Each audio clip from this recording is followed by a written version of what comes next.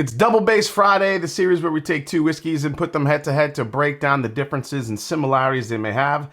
This week, a great suggestion from Steve H. Thank you so much. Weller Full Proof versus Boone County Cask Strength Bourbon, both wheaters.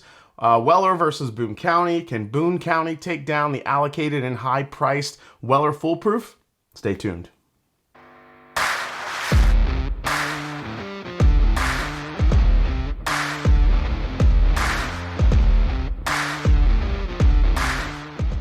What's up, folks? I'm Jason C. from the Master and Drum, and welcome to another Double Bass episode. Before we dive into the comparison, let's learn a little bit more about these two popular wheaters, and if you have any comparison suggestions, please let me know down in the comments, since I'll be doing this every week.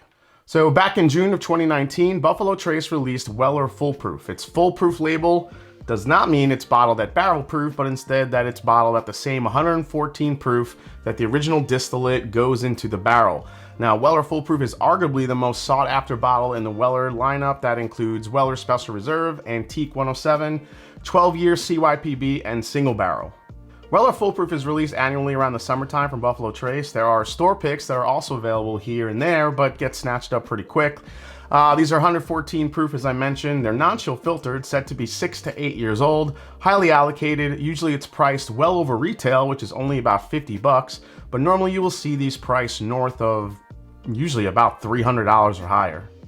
The competition is Boone County Distilling's Cask Strength Single Barrel Wheated Bourbon.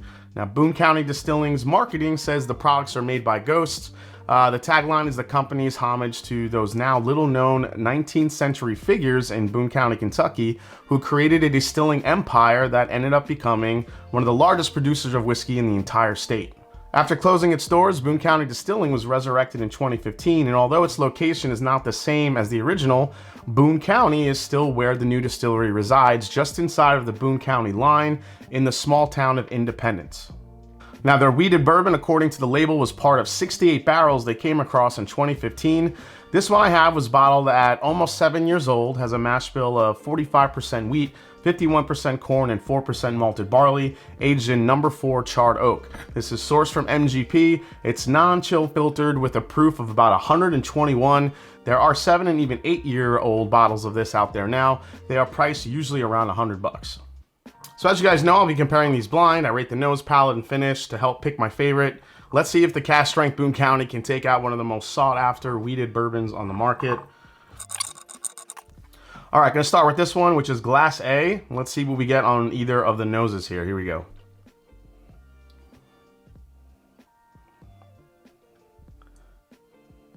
This one definitely is already starting off, has a very kind of wheat forward aroma going on. You can smell some of that wheat. Very fruit forward on this one. And some honeycomb. Lots of vanilla. Vanilla custard, vanilla. I mean, this is really vanilla forward on this one. Definitely some caramels here. A little bit floral too. Sometimes wheaters can come off a little bit floral, which I think can be a good thing. We just don't want it to be like perfumey floral. Sometimes it gets, you know, a little bit too far in that direction. This is actually a nice floral. Man, really rich, really dark, rich, like caramel and fruit flavors here. Definitely picking up a little bit of a cherry, I think. Doesn't smell too heavy on the nose either on Glass A. Let's try Glass B.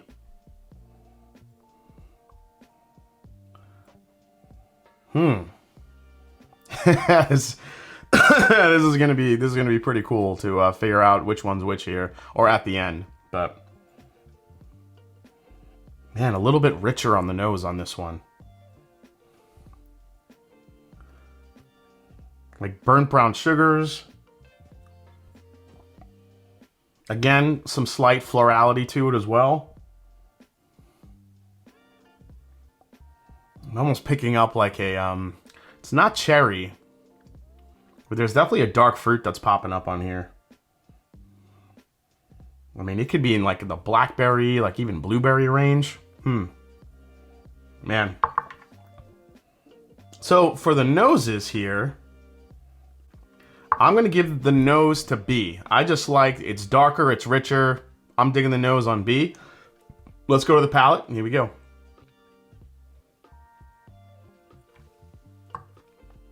Man, that is coming through with a lot of flavor. Getting like, oh man, getting like pure honeycomb.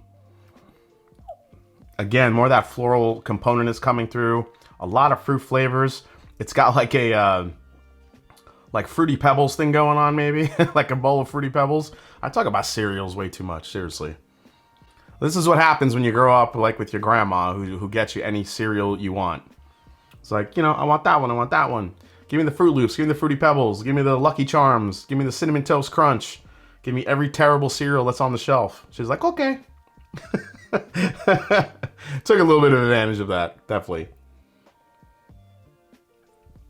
Ooh, second sip was beautiful. I mean, just such rich flavor. I mean, the caramels, the vanillas, the dark fruits here, the cherry note, the pop of caramel here. There's also a, yeah, right on the very back end, I get this like punch of just fruit flavors, like juicy fruit.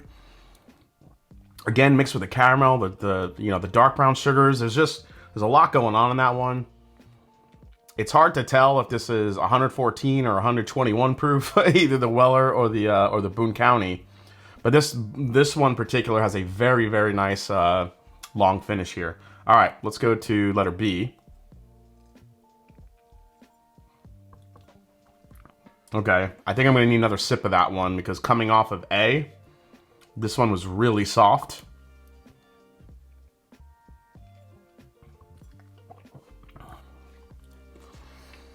Wow, this one is way sweeter. It's coming off sweeter, it's coming off easier.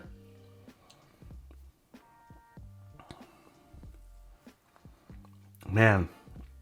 Yeah, that dark fruit flavor that I was getting was really coming through.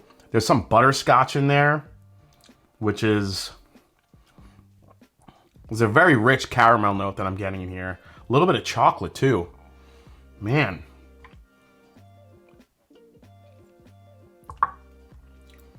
This starts on the front of the palate, really fruit forward.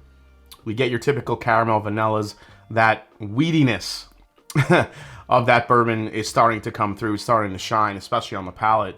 It gets a little bit fruity in the right in the mid palate there, and then as soon as this hits the back of the palate, very, very rich caramel, nice little bit of black pepper, lingering finish.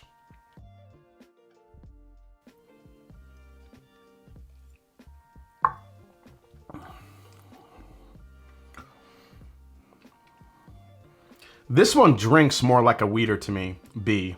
A,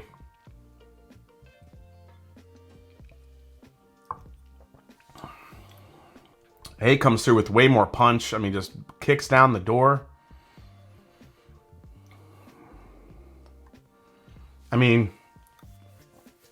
this one drinks a little bit hot, A, whereas I'm not really getting that on B. B drinks nice, it drinks easy, it drinks like a weeder. I might have to give the palate to B on this one too. But I could tell you, I think the finish is gonna probably go to A here because the finish on A goes for days.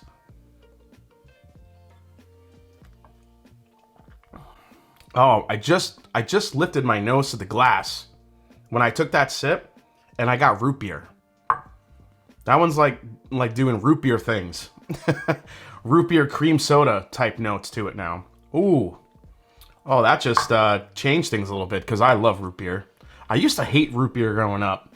And then as I got older, I started appreciating more and liking it more. It's funny how you hate something as a kid and you grow up and you end up liking it. I don't know. Yeah, root beer is one of those things that I did not like as a kid. And then growing up, I guess maybe having some more like root beer floats and stuff like that. Now I love them. Those old school like root beer barrel candies. Oh my God. Whenever I go to a candy store and see those, I freaking stock up, man.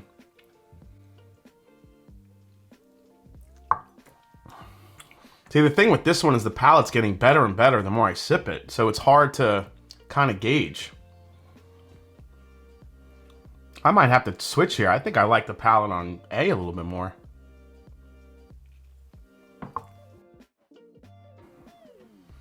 Oh man, B's palate's really good too.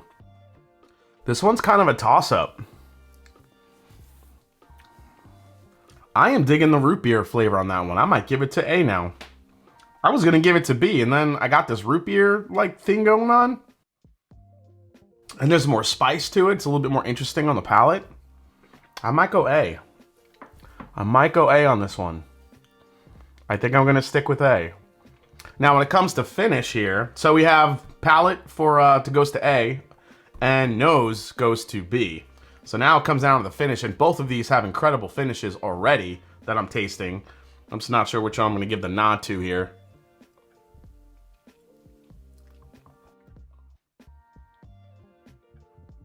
The only thing that I don't like on the finish on A is that it's giving good spice, and it probably has a longer finish than B, but it's also giving me a lot of alcohol. You know, this one hits your palate like a freight train here. Let's go to B.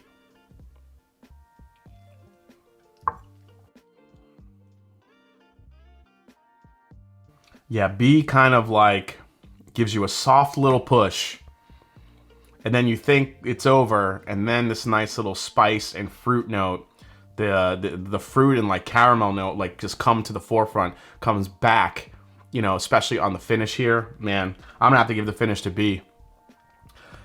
I think A has a longer finish, but just because it's lasting longer is not always a good thing, because if it comes through and you just taste alcohol, and kind of an alcohol burn rather than a flavor type of like a peppery and a spiciness, then that's what I'm getting on A. So real quick, Glass B is gonna get the win for the finish and also for the nose, but Glass A definitely got the palate. I love that root beer note that I was getting on here. So really good matchup. These matched up a lot closer. I don't know if it was a lot closer than I thought it would be. I really didn't know what to expect, but man, whichever one won, that Boone County hung with Weller Foolproof. I mean, minuscule amount of difference there. I mean, the flavors are definitely different, and I think one drink's a little bit easier and nicer for a weeder than the other one, but man, that was close. So let's find out what Glass B was. Okay, and Glass A. Glass B goes to the Weller Foolproof, and Glass A is the Boone County. Now remember, this Boone County is a little bit younger than some of the ones that are out there right now. There are 7 and 8 year age stated ones. I'd be curious to try those against the Weller Foolproof when it comes down the line, if I ever see one.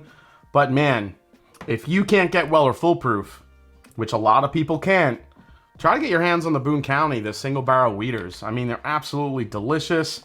It hung right in with the Weller Foolproof, which is, again, reason enough why I like to do these double base episodes.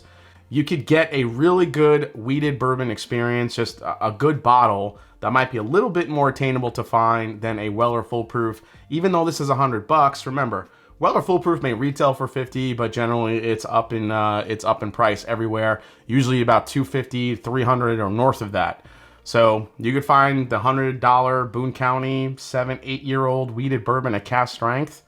You're probably still doing pretty good. So this was a hell of a battle. Glad I got to do this. Thanks so much for the suggestion. And yeah, as I said, if you have a suggestion for an upcoming double base, leave it down in the comments below. All right, guys, thanks so much for watching this episode of Double Base, where we put Boone County Weeded Bourbon Cask Strength against Weller Foolproof. If you enjoyed the video, hit the subscribe button below. Please hit the like button. If you haven't yet, find me on Instagram, find me on Twitter. Let me know what you think of 2 of these. If you've done this head-to-head, and as I always say, it's not about the whiskey, it's the people you share it with. So cheers. Thanks for watching. I'll see you next time right here on The Mash and Drum. Take care, everybody. Have some more root beer.